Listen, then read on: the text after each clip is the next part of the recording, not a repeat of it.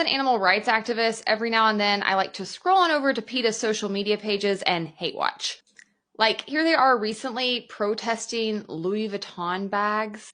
Groundbreaking. Here's another one where they recently had somebody dress up as a monkey Uncle Sam and walk around outside the Correspondents' Dinner at the White House. I've never had so much secondhand embarrassment. Anyways, the good news for animals is that while PETA is busy doing whatever that is, the real activists are doing real work. In fact, the Better Animal Advocacy Organization, the White Coat Waste Project, is on the precipice of shutting down the last remaining beagle testing lab. This is actually the biggest government-run dog lab that remains in the US, and if you haven't been following along, you might not understand just how huge this actually is. The White Coat Waste Project has been ringing the alarm on these labs since 2016, and their work has revealed that over 4 decades, the NIH killed more than 2,100 beagles in septic shock experiments. Remember when they told everybody Dr. Fauci was a dog murderer and he tried to say that they were liars a couple of years ago? Because I do. But the thing is, they weren't lying and they had the receipts. And because of their advocacy, a lot of animal rights activists, including me, got on board. Thanks to the public pressure around that scandal and the White Coat Waste Project's advocacy, dog abuse at the NIH actually fell 95% over the past couple of years. That's remarkable, especially when you contrast it with the fact that over the past 20 years, PETA hasn't closed a single federal dog lab. Meanwhile, the White Coat Waste Project has shut down multiple in the past few years alone. But